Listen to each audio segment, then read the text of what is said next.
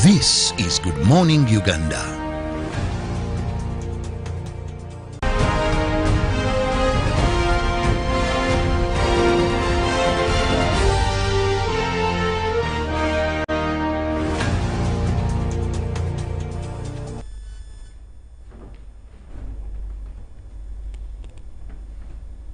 Welcome to the hour of 8 a.m. this morning, and that brings us to our segment, Good Morning Uganda Agenda. In case you've just joined, I'm Robert Chirabo, and this is your morning show right from 6:30 here on UBC TV, where we inspire Uganda, but also we make it our point to spice up your weekdays with relevant, authentic information that you need as you go throughout business during the day. Today we are going to be focusing at compliancy of working spaces amidst COVID-19. We know that the president spoke, this month, and of course opened up some sectors, among which was the city central business district. And here we know that most of the people work in arcades. Either offices are rented, some stores up, then we have business downtown. It's a hub of business in Kampala. But there is a district task force, and the president was very clear that they must observe the standard operating procedure. So Kampala District COVID-19 Task Force came up with measures that have to be followed for these people to resume business, particularly those that are working in arcades. There was a team that was set up to inspect and recommend opening of these arcades. Now, this team is headed by the RDC, but also under Kampala Capital City Authority. With me in studios this morning is Daniel Niwabine, who happens to be the Public Relations and Corporate Affairs Manager, KCCA, with whom we are going to be discussing this topic. Daniel, you're most welcome to our studios. I thank you, and I'm glad to be here. Allow me also to ask you to remove your mask if it is okay with you for effective communication. Okay, but to all our viewers out there, let's keep the mask on. Now that we have a social distance here, I can't remove it, but wherever we are, let's ensure that we keep our mask on, sanitize, as well as maintain the social distance. Daniel, I'll begin with the issue of arcades, where we know that a number of Ugandans that work in Kampala, this is where they do their business from. We know we have 251 arcades in Kampala, just according to KCCA records, but following inspections, it was found that 247 by Friday had been inspected out of the 251. Now, 127 were recommended for reopening, but we have 120 that were not recommended. And out of that 120 that were not recommended for reopening, you have 70 had what they call curable. Now I want to use the technical bit used by the experts here. Curable defects, sorry. Those are 70. But then 50 had what they call substantial non-compliance effects, and these meant that their opening could not be seen in the near future. Daniel, to begin with, let's understand. These statistics are very clear. Let's understand, what were you looking for, or what are you looking for to guarantee the opening of one building or the other? First of all, Chirabo, let me begin by bringing greetings from the team at KCCA, from our Executive Director, Dorothy Kisaka, and the Deputy Engineer David Luyimbazi, as well as the entire workforce at KCCA, both the technical and the political wing. We greet you, and we're glad and committed to serve you, Kampala, and the country. Where did we start? Before we get to the checklist, what we follow, what passes, and what fails. We began with the citizen engagement, and engagement of the key stakeholders in the running or in these workspaces where people operate their businesses. We zeroed down on the arcades, because the arcades would have different parameters from the markets and from say taxi parks and bus parks. So with the arcades, they built the structural workspaces. We sat with the stakeholders, the business persons that operate in these arcades. We sat with the trade associations. We sat with various associations within the landlords, the tenants, and these, through their leadership, we discussed what parameters would be required in compliance with the regulations. Okay. That is the physical planning regulations, building control, public health regulations. Then we came up with a checklist in consultation with them. Now that checklist has a number of parameters, but these, once followed to the letter, are the basis of compliance and in effect help in compliance with the SOPs.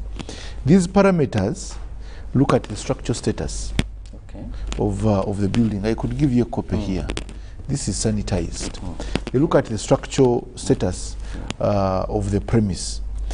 This is the premise. Are there access ways? Are they clean? Is it hygienic? Are the access ways not blocked? The corridors and access ways, are they free from obstruction? We find that in some of the arcades, there are landlords that weld extra spaces, extra shops, and these block the passageway. So you find people struggling to move and squeezing upon each other. This is a big cause, or it may cause the passing on of the disease because of that tightness, that lack of social distance. Is there adequate lighting in the building and aeration?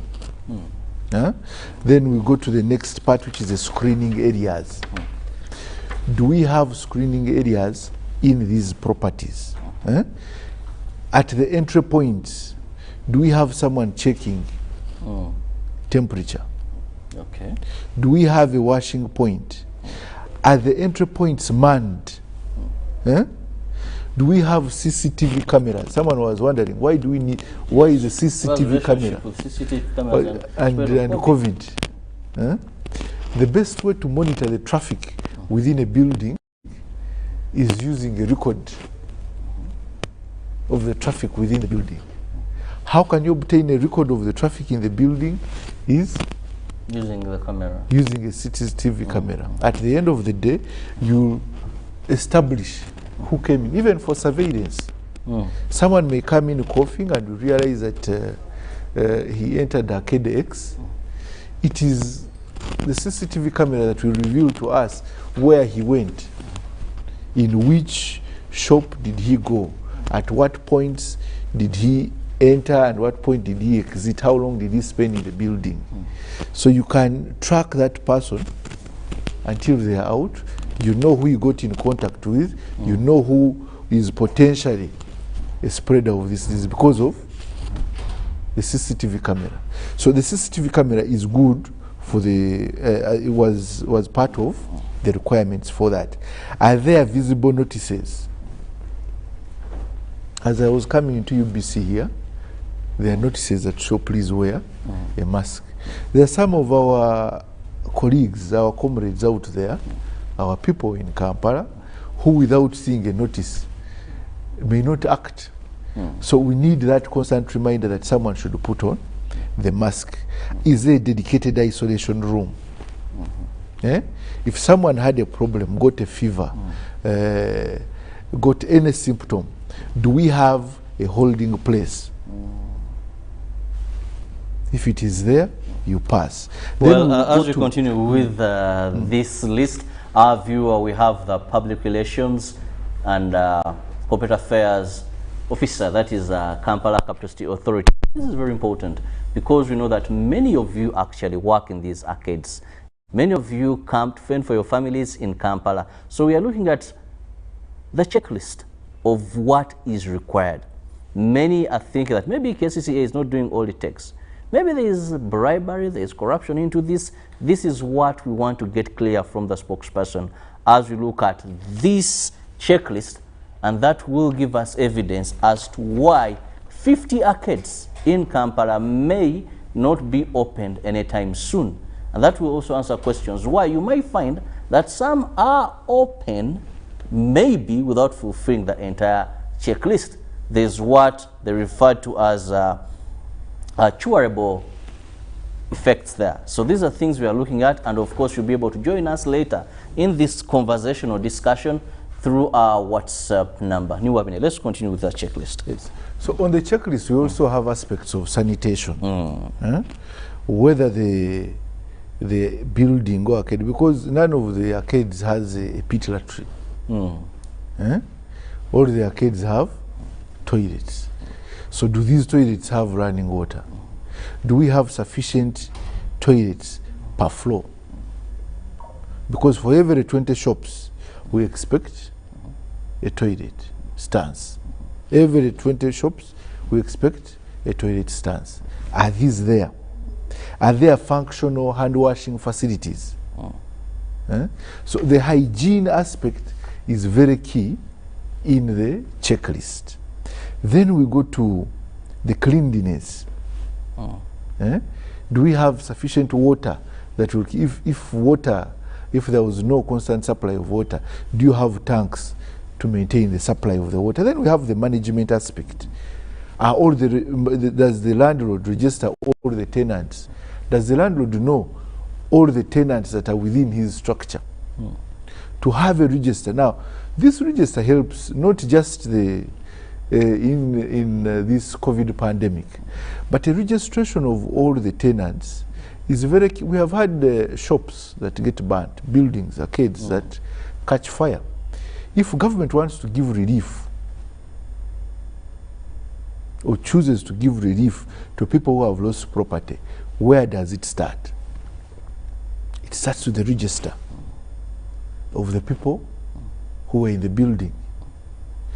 If you want to make a claim that I am going to shop A, I've been coming from shop X, I've been delayed because of ABCD, you tell the police officer will call the landlord will check in the register, and you are there. But above all, knowing the actual number of people within the building. Suppose a tenant had an infection, you need to know who they are and to protect the other tenants. We need to have adequate stocks of sanitizer. Shop owners must disinfect their shops, and of course maintaining the social distance, as well as someone to keep monitoring the checklist. Someone should come every once in a while to see if we are still compliant. Then we have waste management. What happens to a mask? If you have used a mask, where does it go? Do you just dump it in the corridor? What if you had COVID? You understand? So we need to have waste disposal points within these buildings. And once a building doesn't have that, then it is provisionally non-compliant, because you can easily get a waste deposit bin. Now, what about then, of course, lastly is the social distancing, whereby we have the spacing between the persons and the shops, the people operating. Now, what happens? Who is compliant and who gets non-compliant? But even before you go to that, Niwabine, don't you think that at one point KCCA you've slept on duty or on job? Because one of the things that you've been highlighting as a requirement would not even have been an issue here. For example, you approve these buildings structures, don't you, as KCCA? Yes. You have the physical planning, then the inspection directorate. Don't you think that over time COVID has just unearthed how maybe some of these have been either lazy, corrupt, and not up at their game? Because when you talk about a building having at least every after 20 stores having a toilet, this, as you're approving the plan of the building, this is what it should be. But I was shocked to find that many buildings do not have that requirement. And actually, KCCA goes and collects licenses from these buildings. So it leaves a lot of questions for us to understand. How did we get to this? Yet, there is, you've been present. There is there is a Uganda saying, Jebaziregira sije zikola ki? Sije zivugira. Sije zivugira. We approve plans at KCCA, and we believe that the person who has gotten an approved plan shall go and put it in effect. We even go and inspect the buildings during construction. And they have provisions for all these facilities. Toilets, wash areas, they have them. The client completes the building. Some of them even get certificates of occupation, permission to occupy the building. And they enter the building. Once they have entered the building, we believe the building is okay, and we move on. In the cover of night, and it is good you say that COVID has unearthed some of these things. In the cover of night, what was an extra toilet? What was a toilet? He adds an extra shop. What was a walkway? He will do something different. Now, of course, we may have about 5 building inspectors across the city. Okay. Now I can kind of, yes. Across the city. Now we believe that by the time a man or a woman raises an arcade, that then also their compliance must be up, their discipline, their level of discipline is up there. But someone reduces the toilet. When we come back for inspection, we say there were enough toilets here. What happened?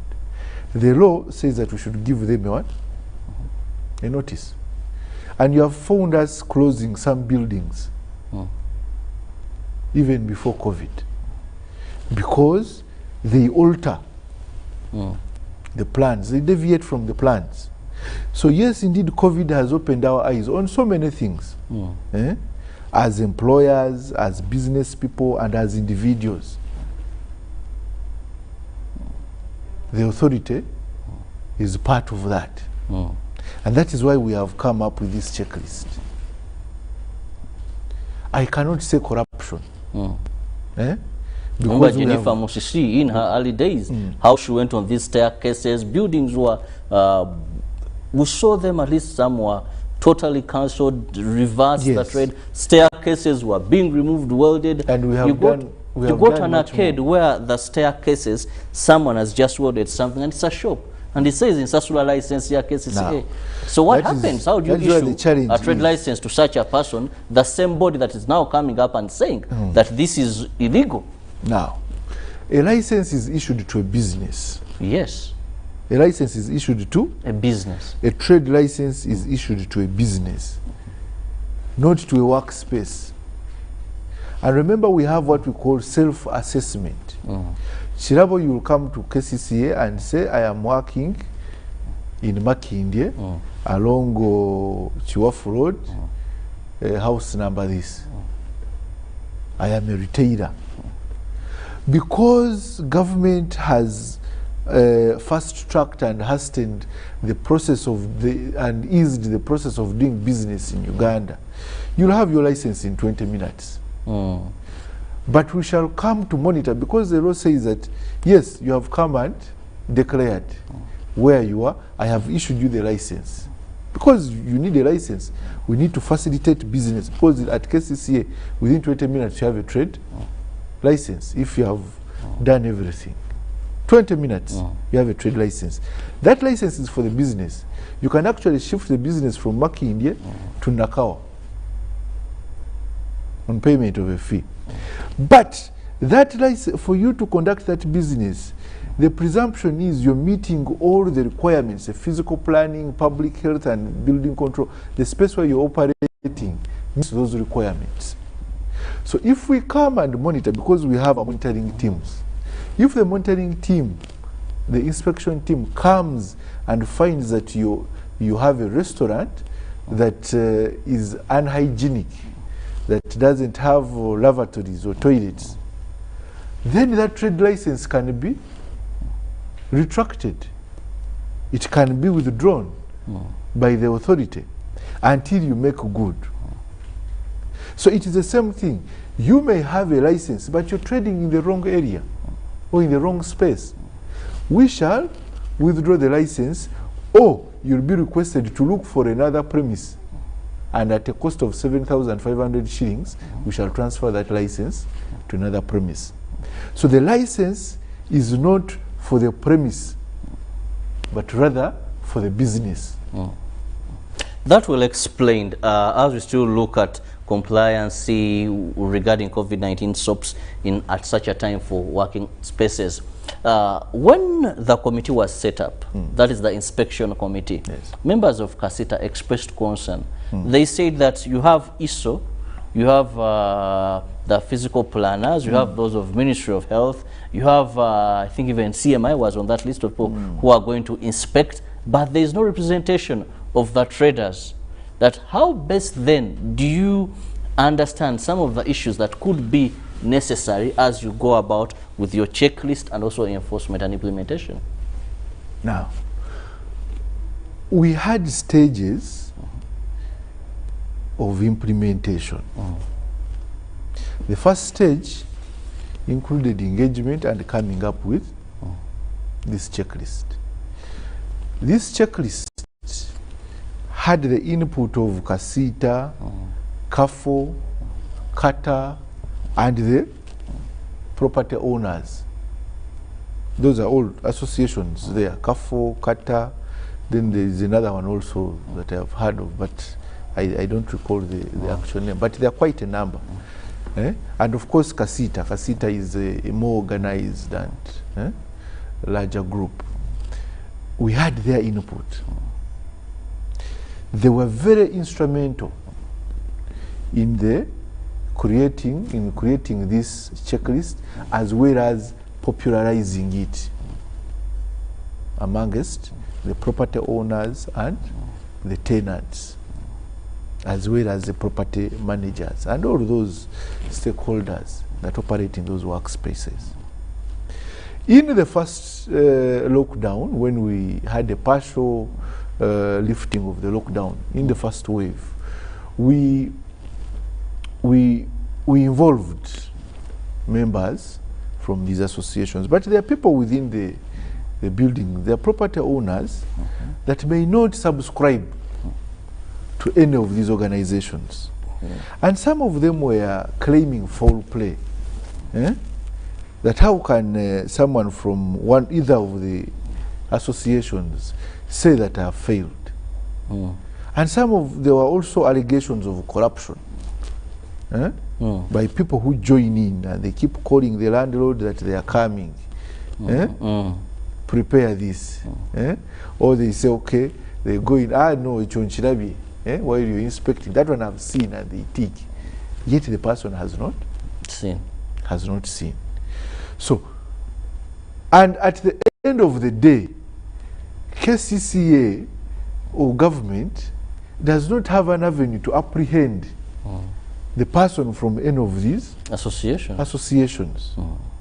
So we said, now that we have gotten the checklist and we all agree with it, we are now not going to find problems of the people, but rather we are going to establish compliance with the checklist that we have agreed upon. Are we together? So we say, let's assemble a team that will be devoid of corruption, a team that is representative of the various agencies that can curtail or that cannot be corrupted. We say under KCCA, let's get the public health inspector to be the head, and that is the director of public health. We are constituting the team now. Let's have physical planning, to look at the physical planning. Let's have building control, and someone from the town clerk's office. Now, to check our activities and to keep us in check, we said, okay, let's get Uganda police to have a representative there. Let's get the military police to have a representative there. Let's get internal security. Now, you will not corrupt, even if you succeed corrupting any of our officers. Sure, you will not succeed corrupting the military police, ISO, and the Uganda police. That money that you want to use to corrupt our people, use it to make good. But again, if any of them, in the unlikely event, like it happened now, it was unlikely, and there's no corruption recorded, or that has been recorded in this exercise. In the unlikely event that any of our officers or the team has been corrupted, we are able to apprehend them because these are officers of government. So government can do administrative and disciplinary measures on members of this team. But if we had put there members of Kata, Kafo, or Kasita, we cannot apprehend them. That is the reason why we did not put them on this inspection team. Anytime now, I'm going to be reading out some of your messages on WhatsApp, so please keep them coming. Niwabine, let's also look at the fate of the 50 arcades that you've talked about as substantially non-compliant. What is the possibility of them being opened, or what is going to be the fate of those working these in case they do not meet? Because they are not like others you talked about, maybe that have curable defects, something like that. Okay. There are those properties that had provisional failures and those that failed completely. The 70 that failed, that had curable defects, these didn't have a few things like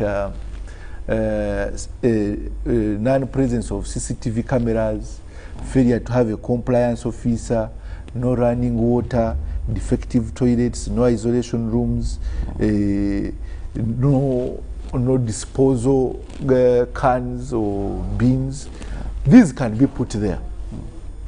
But those that did not pass had inadequate or lack of toilets. They had no fire escapes. They had hanging electric wires. They had blocked the staircases. They had nowhere to they had no garbage disposal points. Now, these are things that may not be done within 3 or 4 days. Some of them had turned their basements into shops. Where there were parking lots, they had turned them into shops. Now, these are defects that are not easily curable. But we are looking at avenues of not relaxing, but having them comply. If they have a basement, for example, if they have a basement, we can close off the basement if it has no air extractor, and then leave the elevated part, the upstairs, function, but the basement becomes non-operation. But again, we must ensure that we save life first. Yes, we need the business, but we also need to ensure we save life first. And on that note, those people who are in these areas that have been closed, KCCA has gone to great heights, of course, while implementing government policy, to stretch out infrastructure across the city. We have made the roads, we have done the drainages, we have lit these roads, and shops have come up. These shops in Mutungo, shops in Kisasi, Kulambiro, shops in Rubaga are coming to us saying that we reduce property rates. Because they don't have people occupying them. But we have people who are squeezing on doors. So we are appealing to the people, let's go to those areas, to the outskirts. Let's go to hoping these shops. the customers of their and goods yes, also, because we don't have residences in the CBD. So yes, people come from the outskirts. Mutungo alone, Mutungo has a population of 120,000 people. Well, Daniel, on that, let me just market. Read out a few messages. Yeah, we have great work at KCCA, but before the building starts working, you should ensure that the necessary items are available to avoid disappointment. This is PS, I think that is Pastor Jimmy Chiriandongo District. Says you should have inspected and of course know better. Please keep those messages coming in. We'll be reading them out. And questions as well to the guests we have in studios this morning. Yes. Indeed, we are going to step up. We keep inspecting, we keep ensuring compliance by the properties. That's why we issue occupation permits. But we're also going to step up. COVID has showed us that we must keep monitoring. Even now, the arcades that have been authorized to open, we shall go back and re-inspect to make sure that they maintain that compliance. Let's also understand some of the buildings that have partially been opened. This is people are saying, but some buildings do not meet the required standards, all, but we are seeing them opened. How would you best explain this?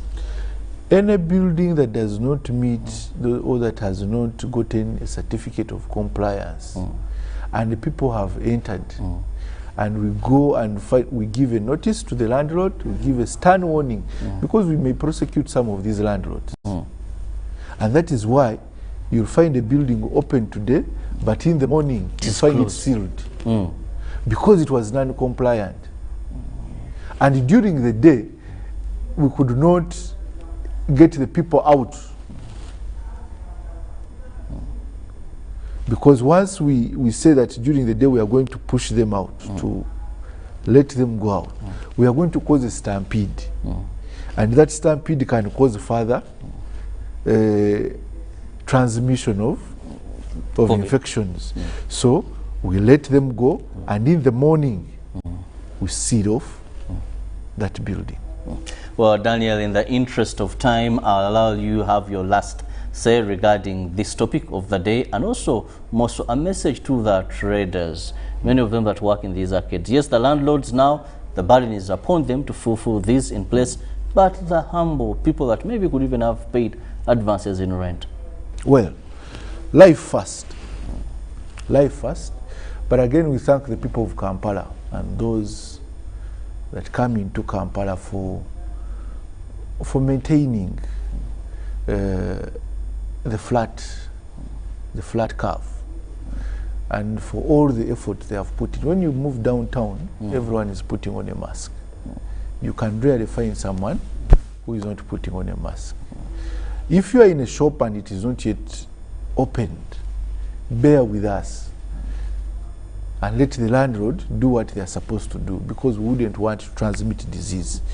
But at this point also, allow me to appreciate the taxi operators, especially of Namaiba, and in the Namaiba, both the bus terminal and the taxi park, and some of the taxi parks, like New Taxi Park, whereas the SOPs are not fully complied with, but they have tried and maintaining the half capacity. And let's keep it that way. Let's keep it that way. Let's make sure we are fine. But above all, we all want Kampala beautiful. We want a beautiful, we want a fine Kampala. We want a vibrant Kampala. The things we do today, the wearing of the mask, the social distancing, the sanitizing, the hygiene, the vaccination, will all determine whether we go into a third wave and therefore another lockdown or not. They're a huge determinant. So let's keep up the SOPs. Let's keep Kampala hygienic. Once you're moving in Kampala, don't drop any bottle, don't drop any kavera, because they'll block the drains. Let us maintain the SOPs, let us follow the government set curfew hours, and we shall all make Kampala a better place and a better city for all of us. Well, I want to thank you so much, Daniel Niwabine, who is the Public Relations and Corporate Affairs Kampala Capital City Authority. We've been looking at compliance of SOPs as we struggle to fend for our families in the city, more so our kids. But importantly is, let's not do it for KCCA, let's do it for ourselves and of course for our loved ones. Once you contract COVID-19, then it is you and your family to suffer. Well, we have a comment, but please, let's endeavor to put our names. Let's pray everything goes as planned. Well, I've not been able to get your name. And one says, nothing good comes out of nothing. you don't gain from occasionally zipping up. He says this should be something that you should be doing regularly, not just occasionally coming up with these operations. But I want to wish you the best. Stay safe. Remember, COVID is still around, and of course you need to protect yourself by having that mask on every time, social distancing, regular wash of your hands, and sanitizing. I'll leave you with Ruben to take you through the world of sports. Good morning.